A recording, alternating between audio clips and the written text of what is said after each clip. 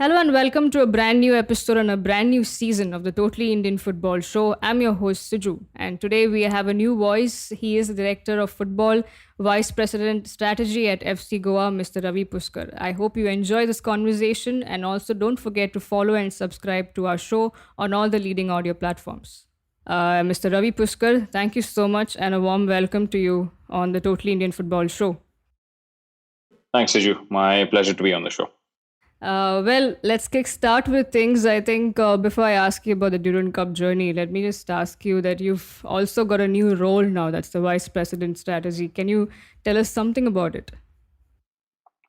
Yeah, it's just more work, basically, to put it simply. But no, jokes aside, it's just effectively trying to have more of a hands-on approach towards the different aspects within the organization now. We do want to grow beyond just being a football club as well. We are looking at trying to, ensure that the club's brand, etc., is being leveraged better and being placed further across the country and across the globe where possible. So part of that is also me taking on more responsibilities, and that's why I'll be devoting a certain amount of my time as well towards ensuring that we're able to succeed in our efforts of making the club a bigger and better brand than what it already is. Now talking about responsibilities, you also played a very key role in helping Goa lift the Durand Cup trophy. Well, there were doubts that if Goa would want to continue playing in the tournament, rightly so, because the reasons being the waterlog issues and not a great condition to play with. You guys also went through a very bad injury among one of your players. But then it all went well in the end, and you guys were actually crowned champions. So, Ravi, if you can take us through the ups and downs of the Durand Cup, the 130th edition, with a trophy that you have in your, back in your cabinet. Sure. So, I mean, let me just start off by going back a couple of months when we first got the invite. It was an opportunity for us to signal our intention towards how we're going to approach this tournament. And we were very clear in our thinking, not just myself, but our head coach, Juan, and also the entire ownership of the club, that this is a tournament that we want to take seriously, where we want to compete to win and nothing less than that. Sure. It comes at a phase when we're in preseason and perhaps players might not be at their physical best. We did still feel like this was a tournament where we wanted to win it and we didn't want to pass that opportunity up. We have played in this tournament once before, and we saw the level of the competition, and we felt that to try and win this tournament, we needed to take our strongest possible team. And given that it would also be in a phase where we were able to condition our players in a competitive environment, it served two different purposes: help us prepare effectively for the ISL, but also at the same time try and add some silverware to the cabinet. So that was our thinking when we went into the preseason. Obviously, there were certain things that we cannot account for, like the weather, etc., and so forth, which played a little bit of havoc in Calcutta in terms of the training conditions or whether it be the match conditions and so forth. But as a team this season, we've tried to place a real emphasis on, basically putting all the excuses aside and try and build a champion mentality. Thankfully, we've got some leaders that are growing within the team now. Players basically took up the mantle of saying, what, we're going to put all of this aside and basically focus on the games and try and get the results no matter what conditions we play in, whether they're favorable or unfavorable to us or the opposition. Right. And yeah, that was it really. At the beginning, obviously, we got off to a bit of a slow start, I personally felt, in the group stages before we picked up steam in the third game against Jamshedpur, when we really sort of, delivered our full attacking potential. And then obviously the quarterfinal was played in a little bit of tough circumstances. But once again, the character of the team came through, where despite me asking the team to play the game at 9:45 in the morning and then having to play at 2 o'clock under the baking sun on not the most ideal pitch, they still went out and delivered a first class performance and a very professional approach to the game. And, we were comfortable winners there. Semi-final, of course, was a good challenge for us because the Bengaluru FC boys came in motivated. There was a target on our backs because that was the card that everybody wanted to pick up of being the team that defeated FC Goa. But again, we came up trumps in the penalty shootout, where the younger players particularly held their nerve, and they showed real bottle to bury their penalties in the way that they did. And obviously, the final again as well was a great experience for the team to be able to play in front of 45,000 strong crowd, albeit partisan towards Mohammedan Sporting. But again, it was a good experience because we had about maybe 5 or 6 players in the starting 11 who had never played in front of such a big crowd. So for us, that was a huge win that these players got to experience that kind of an atmosphere. And it was not just them, even our foreign players as well, the likes of Ivan, Alberto, Jorge, Dylan, who was also present in the vicinity, Juan and his backroom staff as well. They've never experienced Indian audiences before. So for them, it was a refreshing change of atmosphere to play a game of football on the Indian soil, where they actually saw the passion of the fans, and it'll stand us in good stead because if we can handle that sort of pressure, I'm pretty sure we can do the same in ISL, where once again we'll be playing with empty stands. So importantly, it was about learning how to handle pressure and just ensuring that despite all the obstacles that are there in front of you, you overcome and cross the finishing line, which I must admit has been a problem for us. If you look at us in terms of results across the past 6, 7 years of our history. Yeah, and well, I mean, talking about you mentioned about the BFC game, right? And that's what I think was the most talked about game. It went down to the penalties, and BFC squad was something that we all look forward to in terms of they were all 11 Indian young boys who took the mantle up. And if you can tell us through a bit more about that match, because here is FC Goa who has a first team fielded out there playing against some young boys, and both the sides there are quite a number of good players, and they're sweating it out to get past the finishing line. But this goes on to the extra time and the penalty shootout. So take us through what happened in the dressing room. What was Juan talking to the boys, and how did you guys go ahead with that? Yeah. I can't really tell you what happened in the dressing room because I was not present. I was sitting in the stands with a couple of our foreign boys, Jorge and Dylan, and the rest of the non-playing squad. But I mean, to be honest, it was a little bit of an uncomfortable viewing for us, quite simply because we didn't want to take it to a situation where we went to the penalties. I believe we started the game a little bit on the slower side. Obviously, conceded a very cheap goal in the very first minute, which put us on the back foot. But I thought we responded quite well and quite strongly. Neville again came up with the goods just by simply thinking quickly on his feet and delivered a cross for Devendra to finish, who I must say was one of the revelations of the tournament in terms of the progression that he's made from being a bit part player into somebody that we can rely upon to constantly deliver goals for us. And in the second half as well, again, I don't think we were at our fluent best. Credit has to go to BFC for that as well. They did not make it easy for us. I thought their midfielders and their forward line did a significant amount of the hard yards to ensure that playing out from the back was not comfortable for us. And I think that's a testament to their coaching staff and the entire club as well as to how they approach their youth development and philosophy, because they played effectively the sort of brand of football that I've seen their first team playing ever since Marco's come in as head coach. So big testament to Musa Bhai and his entire backroom staff, as well as the club for bringing the quality of those kind of players and developing them into the talents that they are now. And I'm pretty sure it'll stand them in good stead in the ISL. And I wouldn't be surprised if at least about 8 to 9 players of the ones who basically started out in the game against us are a part of the ISL squad and have significant roles to play this season for them.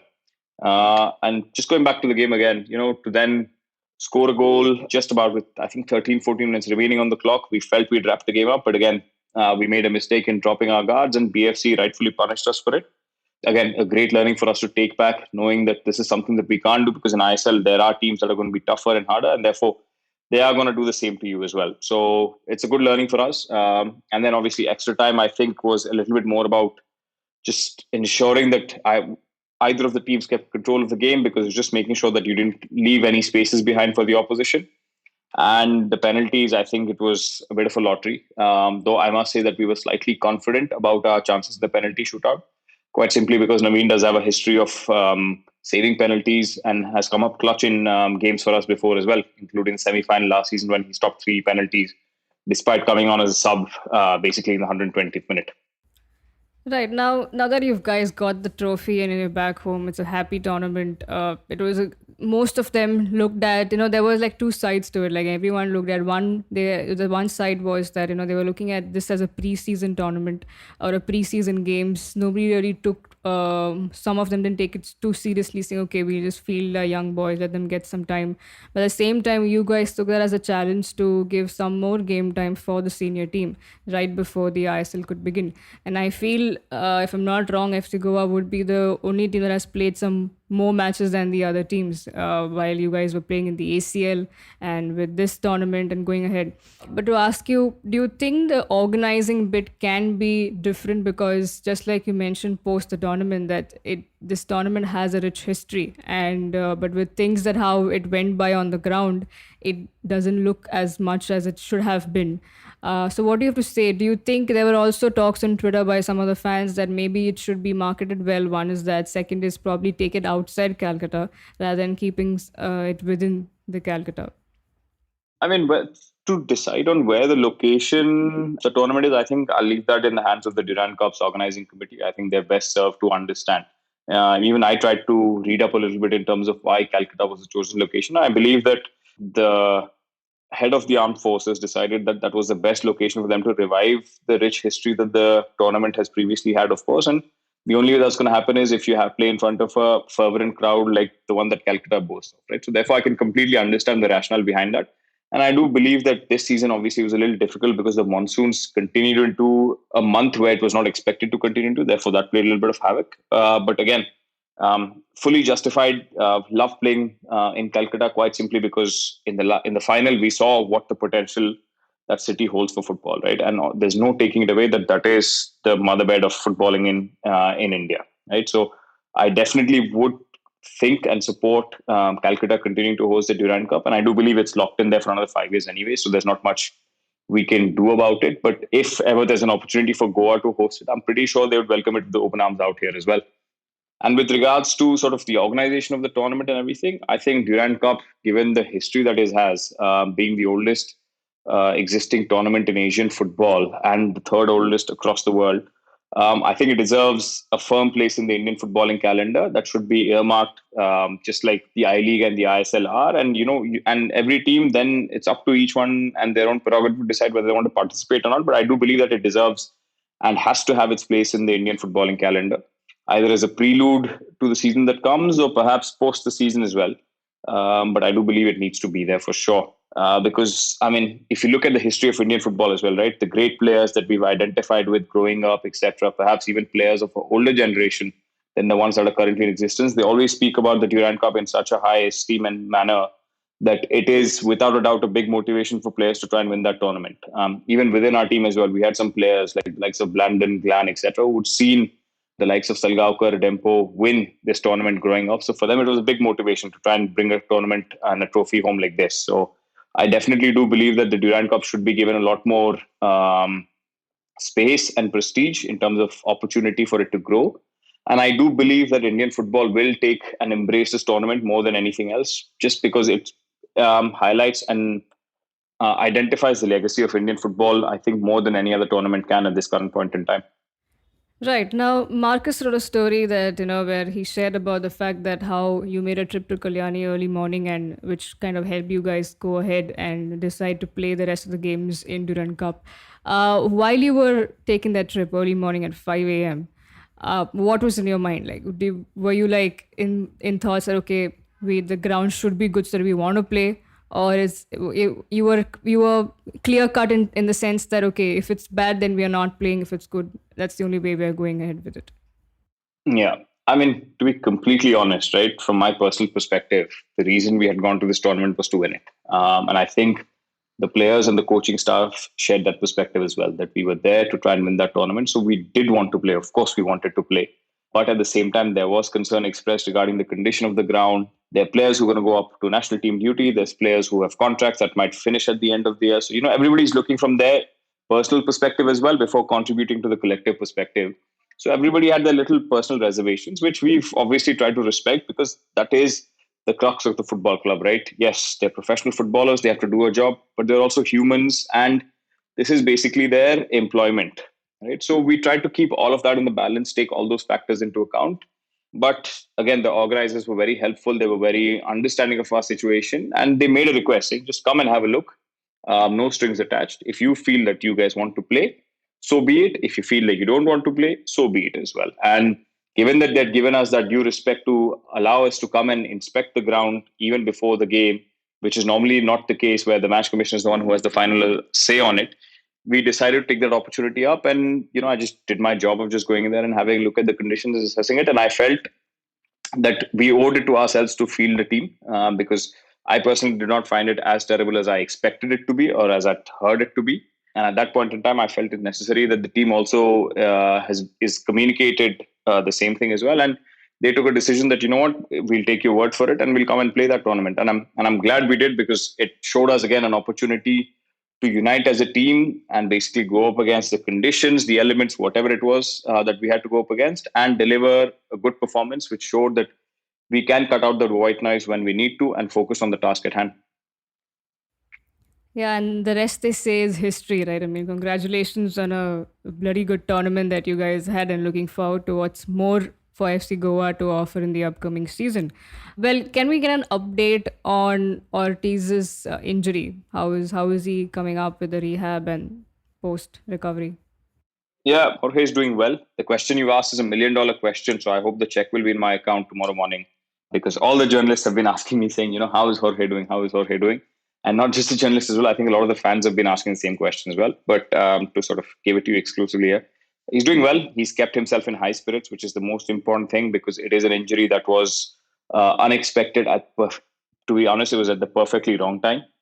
Just because he just joined the team, he was motivated and he's ready to go and so forth. But in another week or week and a half or so, his cast is going to come off, and then he should be ready in time for the first game of the ISL season. So he will be a little bit behind the team in terms of gelling with the team. But given that he has experience of playing in this league and with his teammates, we don't feel like it is going to be a completely new process of integration into the team. It's just about him recovering his physical fitness. And we know the quality a player of Jorge's ilk brings. So we're not too worried about, when and how quickly he will be on. We just feel that giving him the freedom to just recover as well as he can will allow us to ensure that he's available for the first game from ISL. Well, that's a good news, definitely for the fans and for everyone. Looking forward to seeing him in action for FC Goa. Now, let's go back a little more, backwards in time, especially the start of the year, where post the ISL that you guys played in the Asian Champions League, and everyone was looking forward to seeing FC Goa because one, the team is admired by everyone since its inception, and things being done right in a lot of things on and off the pitch. So can you tell us how was the ACL tournament? Because it was nothing less than a proud moment for each and every Indian football fan, I would say, because you guys were in a group of death and against some really top clubs in the Asian football scene. And I think the highest number of goals you guys conceded were four. It was a 4-0 game that you lost against Persepolis, but you all still had three draws, two draws against Al Rayyan, if I'm not wrong. And take us through all of that because I'm sure the boys were pumped up. You guys, as management, was pumped up to play in this tournament, and you all literally, came out with flying colors, beyond exceeded beyond all our expectations. So, if you can take us through that journey, please. Let me go back a little bit further before that. I think it was in January when we first basically got that feeling, and it really dawned upon us that we're going to be playing in a tournament of this magnitude and level. When the draw was made, I remember we were all in the ISL bubble, and the names that were being pulled out. I remember I had my head in my hands when the name Persepolis came out, and players were like, "Ooh," they were celebrating. I was like, "I don't think you guys realize the consequence of this." This is a team that's been in four finals in the past six editions. And they are basically the cream of the crop when it comes to Asian footballing standards. And the Iranian national team is littered with stars from Persepolis, right? So it is the very best that you can get in Asian football that we're going to be lining up against. It might not have the storied manager like Xavi because that's what everybody wanted. They want to play Al Saad, etc., and so forth. But I think Persepolis was a huge test for us, and it was a good experience for us to understand what they were like, etc., and so forth. And then obviously we continued to focus on the ISL and so forth. And I think it was only when the teams arrived into town and we had our real first press conference in the pre-match, etc., when we realized the magnitude of the tournament. Just the entire atmosphere around the tournament, right? The organization, the attention to detail, the playing conditions, the way the opposition is mentalized in terms of how they prepare themselves, how they approach the tournament, what they say, how they train, etc., and everything. It was a good understanding for us to notice what it is like to compete at the top level of Asian football consistently all throughout the time, right? I remember the first match, and the matches were being played quite late. I remember our kickoffs were at 10:30 for a majority. I think only two games we had the option of playing at 8 o'clock. So we were seeing the other games happen before ours. And, we were just trying to gauge the opponents and understand. We felt like, oh, the game is actually a little slower than we imagined and so forth. And then once you get on the pitch, you're like, actually, no, it's not. It's as fast as we expected it to be. The rhythm of the game is unrelenting. The opposition just attacking wave after wave and so forth, right? So I think in the first game, we approached it with a sense of caution, a little bit of fear, if I'm being very honest. I mean, the people that were lining up against us were players who had consistently played in the Champions League. They were captains for their teams. right up there. Some of the very best players in Asian football were lining up against us. They had a very experienced manager in Laurent Blanc as well, whose previous job was PSG, no less. That game, I think we approached with a little bit of caution. We had one or two chances, I think. There was a ball that went into the box, which the referee didn't deem to be a handball. And, we settled for the draw, which at that point in time felt like a big victory for us. In the second game, I thought we were a little bit more expansive with our football, a little bit more braver. And I think that showed in terms of the chances that we created. I think it was a tit for tat game where we gave as good as we got. And then in the third game against Persepolis, we were really shown what Asian top level footballing can do. Of course, we scored the goal, which was a moment of history within itself. But within 7 minutes, they showed us what they can do if they turn up the gears and go right up to five. I think we then regrouped a little bit and, we tried to basically keep them at bay and the game finished 2-1.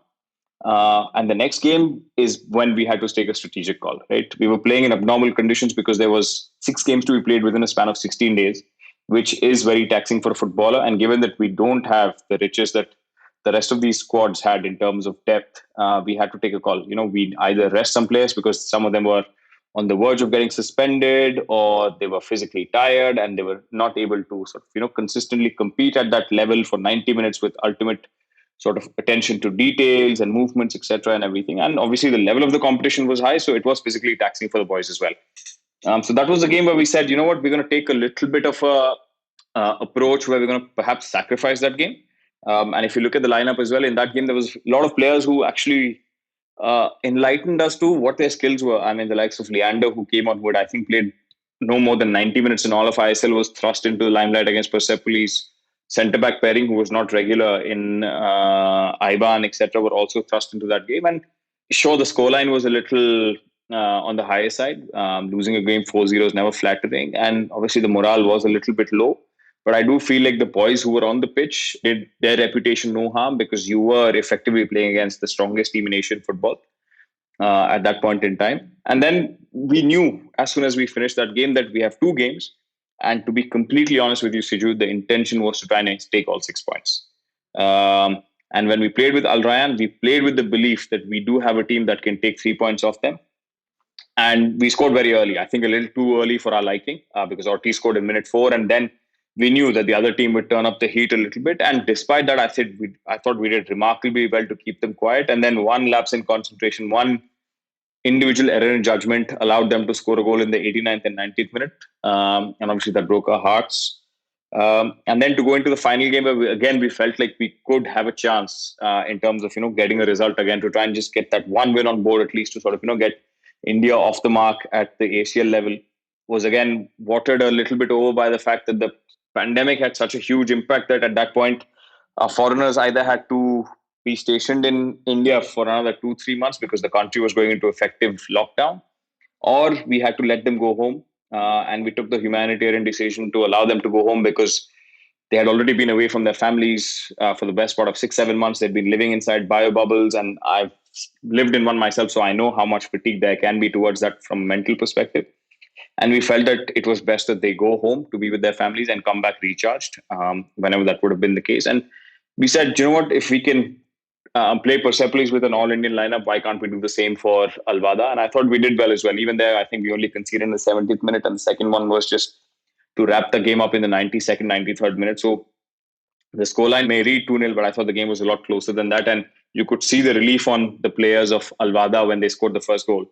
And I don't think we were cognizant of what we had achieved at that point in time because, everybody wants to win games and that's what people look at. And, we wanted to finish higher up the table. And our ambition as the matches progressed grew. And therefore, there was that sense of disappointment that perhaps we didn't achieve all we wanted to. But if you look at the Asian Champions League right now in its current stage, it is obviously divided into the west and the east side. And in the west side, there's 4 teams left. From the 4 teams, the 2 teams that qualified from our group make up 2 of the semi-finalists.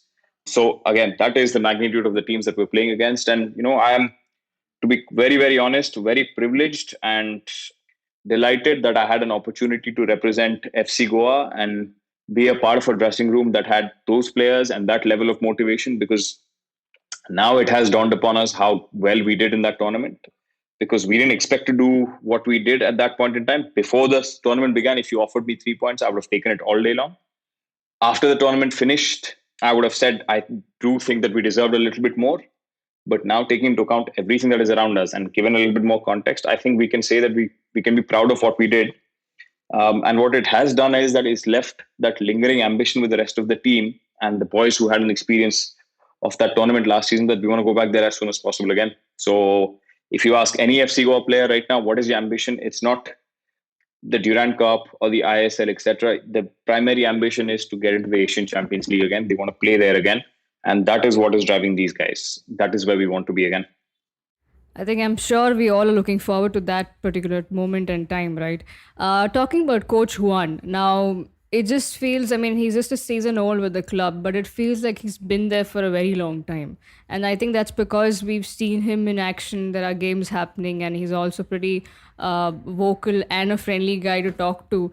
But tell us, it looks everything right with in the sense that what you guys were looking at, and it's a right alignment, with what Juan has brought in. So tell us a bit more about how things go behind the scenes with the coach, with the players, and how do you guys see him, being there for a long term? Because it's like I said, it looks very much an alignment for what he's bringing to the table and what you guys are offering to all of us as well.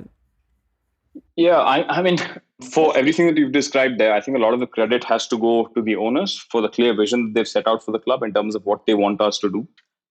Then, as management, with their oversight, we try and implement it to the best of our ability. And that is where the clear thinking and thought process comes in, where we know exactly what we want to get from in a coach, right? And I think that's what Juan has sort of been able to do for us. We knew at last season, when we were in the process of recruiting a head coach, exactly what we wanted from a coach, and that allowed us to zero in on the head coach pretty quickly, and allowed us to set a base and a foundation for us to work with. We knew we were not at level zero where we had to basically uproot our entire foundations of how we wanted to function as a club. Therefore, it was just about ensuring that the right fit came in and what the team needed at that point in time, right? So we knew tactically we were playing a certain brand of football, and we wanted to just basically make a few tweaks, and we felt that Juan was the person that was best suited to do that, right? Just take our tactical element of the game maybe one step higher, tighten the screws a little bit in a few areas, and importantly, focus on developing the younger players as well and giving them a platform. When we spoke to Juan, he obviously, echoed all of that in his thinking and his philosophy of how the game should be played and how the squad should be, etc., and so forth as well, and showed a real willingness to work with the youth. Keeping that in mind, obviously, we hired him, and I do believe that he's been a very accommodating coach in terms of the way he treats the players, in terms of, he is genuinely a very good training ground coach where his sole motivation is to try and improve the players that he has inherited into something better than what they already are. And I think that's the greatest quality a coach can have. And obviously, the one thing that I have to identify is that Juan is a very selfless guy where he's always tried to put the needs of the others above his own. And he's always looked at collective success rather than individual success. And he genuinely has a passion for developing players. And I think that reflects in the amount of players that have played under Juan and the amount of debuts that have been given. And I think more importantly, it'll reflect in the improvement that players have made from what they were when he first joined the club. Your quick thoughts on Nemil, who was like the talk of the town during the entire season of Durand Cup, and just want to ask, would we see this young man even perform the same way he did? I mean, would he be in the first team, likely to continue in the first team in ISL as well? Yeah, of course. I think this is what everybody's looking forward to seeing, how Nemil goes, etc., and so forth. Nemil will definitely be a part of the first team in ISL. I think he's earned that right to do so. He's been one of the standout players in the Durand Cup and was a breath of fresh air in terms of giving an attacking impetus to the team, where sometimes, we felt a little bit locked in terms of chance creation and finishing. And you can see the obvious talent on the ball. He's a very polished footballer with some fine decision-making skills. But again, I do not want to burden Nemil with the responsibility that has been burdened upon Indian footballers in the past, where too soon, too much is expected of them. So I would request everybody who's listening to this podcast and the general Indian footballing population as well to not put too much pressure on the boy where he feels like he has to deliver a goal game in, game out, because let's just remember that he is still 19. He is learning the ropes. He's learning a system which is quite complex in terms of what we expect the players to do. There are facets of his game that he can improve upon. So let's not put too much pressure on Nemil, because I have personally seen players in the past get carried away with the entire hype that surrounds them, and then it becomes a point of them focusing on their off-field and social media platforms rather than what they're actually doing on the field. Thankfully, Nemil does come from a very sensible background where his feet are firmly on the ground as of now. But again, let's give the player the time that he needs to. And I assure you that if he's given the time he needs to excel, and not too much is placed on him, and he's not constantly hounded on social media and through the media, etc., he will fulfill his potential and he will be a standout player who will make the national team. Absolutely. I think that's the right messaging. I think not just in terms with respect to Nemil, but everyone out there, because we're all very quick to get to the bandwagon of getting everyone. We're all excited bunch of people, and we get that, we rub that off on a young player. But definitely looking forward to what he and many other youngsters that you guys have in store, in action. Talking about the foreign set of players, now you already made a stance. We've read a lot of articles that you mentioned where the reason why you went ahead, and when the reshuffling happened, we have teams that that can spend the endless amount of n number of money and get in a great strength and go win for the trophies. We've seen that, whether it's ATKMB, Mumbai City, for example. But you guys stuck to your philosophy and went in and did a smart decision. Basically you guys played smart instead of spending big, which you didn't have anyway. But talking about, you mentioned in one of your interviews, I think in First Post, and where you mentioned that how when you speak to foreign players, they one of the key criteria that they come in is financially attractive, how ISL is financially attractive. And my question is, have there ever been a conversation with a player who comes from outside India, where the criteria is not just the financial attractive bit, but also the fact that we are less in number of games? We don't offer an entire season of calendar, right? We have more off season than the actual season.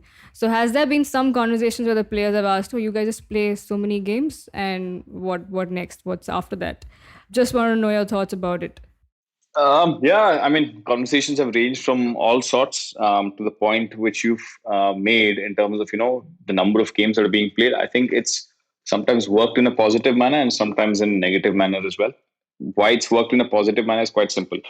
The player sees that okay, there's only 20 games that I have to play, whereas say in a top division in England or Spain or France, etc., I'm going to play at least 30 odd games, right? So for them, the quantum of work is lower, but the salary against that is quite high, right? So for them, that's like an obvious attraction, saying, you know what, basically I have to do less work for more money.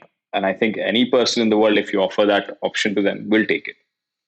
Not committing their commitment to the club, what they will do for those 20 games will 120%, I'm sure, no doubt. But obviously, the quantum of work is lower, which means they get to spend greater time with their families, etc., and so forth, and be at home a lot more.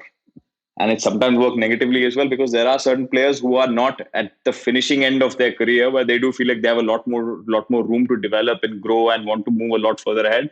And they felt like perhaps joining this league is a little premature for them at that point in their career, because they do not feel that the number of games will aid their cause, whether it be for their personal development or also sometimes for the national team chances. And this includes foreigners as well. Foreigners that I've spoken to across Asian countries have said no to us, despite perhaps us doubling their salary, quite simply because they feel like it might hurt their national team prospects.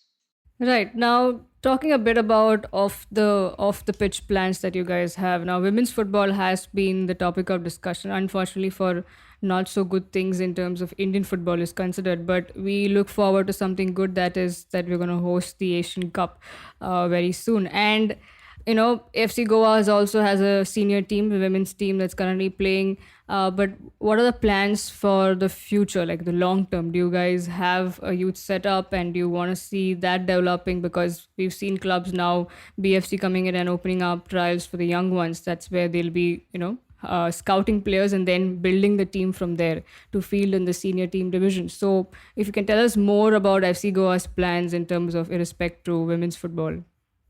Yeah, I mean, that's a very, very important facet of what we want to do. But obviously, there's some challenges which I will now elaborate upon. So, yes, we do have a women's team. We do also train girls in our grassroots division between the ages of 5 and 12. And there's a simple reason for these two, right? Why the women's team exists at the level that it does, and why the grassroots, and why there's nothing in between. It's quite simply because we're able to provide game time to them, right? There is an organized competition where we can have the women's team playing right now in the Vedanta League that is being organized. And at the grassroots level, we ourselves in our Little Gauze League, which is an iteration of the baby leagues concept. We're able to give opportunities for young girls to play. Unfortunately, at this point in time, the Goan footballing ecosystem is not very ripe for women football, and we're trying to change that. And at one point, actually, we sat out in protest one particular season, and we're hoping that there is more interest generated, because we've heard this big narrative about India making the World Cup, etc., and everything. And if we're very honest, right now, the team that is more likely to make the World Cup in football is the women's team, not the men's team. The men's team is way behind in the rankings, and the women's team has actually made great leaps and bounds and is actually able to compete. So, who's closer to that team as of this point in time when we're speaking? It's the women's team. So why not grab that opportunity and make the World Cup with the women's team as well? But obviously, that will take a lot of work and a lot of intent behind it, and that starts at the very base level as well, right from the grassroots in the different states across the country, all the way up to organizing structured tournaments at the age group level, and then culminating in something like the respective state leagues, and then qualification for the IWL, and now even the AFC has now decided to put a continental tournament across, right? So given that these opportunities are cropping up, I think India, if it does make an effort towards women football, we could be pushing for a World Cup spot a lot more faster there than we could in the men's section.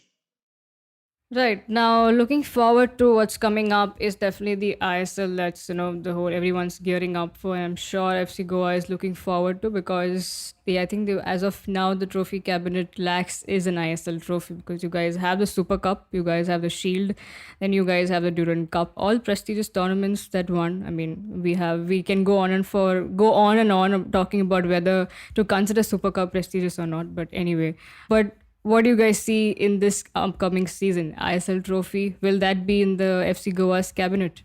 I think I'll be best placed to answer you on March 23rd. Uh, but no, definitely. I mean, the intention is to push ourselves as much and as hard as possible.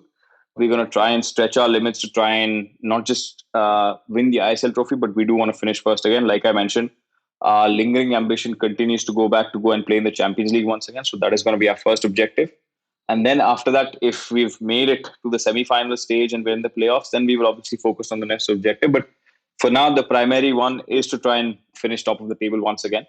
There are going to be some very strong contenders. I believe this season will be the most competitive that it has ever been in the ISL. It's only prudent that every year teams are getting smarter than they were the previous season. Teams are getting stronger and stronger. So it's going to be a great challenge for us. And it's a good learning for all of our Indian players as well, because it's challenging them to be more and more professional towards their team and themselves as well on a day-to-day basis, which is only good for Indian football, right? You're just pushing the limits of what one can achieve, and that can only stand players in good stead. So for us as well, again, mentally, we've programmed ourselves to think that we want to challenge for the very top, and that is what we're aiming for. And then if we make the playoffs and we're in a position to try and win the trophy, we will definitely put everything behind it, try and do the same in that direction as well. Anything more that you can tell us about the squad for the upcoming season? Any players that we need to keep an eye on apart from the ones that we saw in Durand Cup, but overall?